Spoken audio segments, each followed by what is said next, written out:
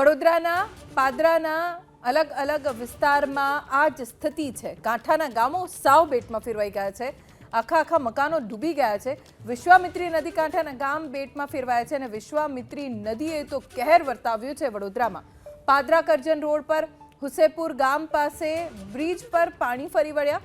Bridge પર પાણી ફરી વળવાના કારણે વાહન વ્યવહાર બંધ કરી દેવો પડ્યો। એ સ્થિતિનું નિર્માણ થયું છે। પાદરાના વીરપુર, મેઢાદ, હુસેપુર સહિત આ દ્રશ્યો આપ જો એબીપી અસ્મિતાની સ્ક્રીન ઉપર એક્સક્લુઝિવ દ્રશ્યો છે। આકાશી દ્રશ્યોમાં જમીન દેખાતી જ નથી। આ નદીએ મચાવેલો કહેર છે જે કંઈ પણ વચ્ચે આવ્યો અને તાણી લઈ ગયો અને ચારે તરફ પાણીનો પગ પેસારો જોવા મળી રહ્યો છે। જ્યાં રસ્તા દેખાય છે એ થોડા દેખાયા પછી જળમગ્ન બની ગયા છે। આ સ્થિતિ સર્જાઈ છે વડોદરા જિલ્લાની। ખેતરો, રસ્તો, મેદાન, પરિસર, મકાન, દુકાન બધું જ એક સમાન લાગી રહ્યું છે અને પાણી જ પાણી દરેક જગ્યાએ। એક જગ્યા બાકી નથી રહી કે જ્યાં પાણી ન દેખાતું હોય। અંદાજે કેટલાય મકાનો કે જે પાણીમાં ગરકાવ થઈ ગયા છે। આખા મંદિર પાણીમાં ગરકાવ થઈ ગયેલા જોવા મળી રહ્યા છે અને આકાશી દ્રશ્યો એ ભયાવહ લાગી રહ્યા છે।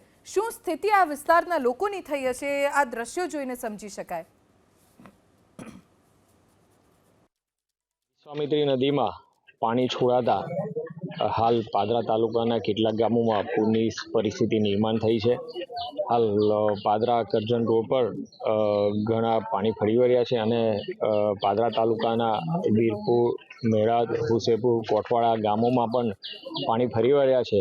આ તમામ ગામોમાંથી જે જોખમકારક જગ્યાઓ હતી ત્યાંથી તમામ લોકોને સલામત સ્થળે ખસેડી દેવામાં આવે છે। હાલ પરિસ્થિતિ નિયંત્રણમાં છે।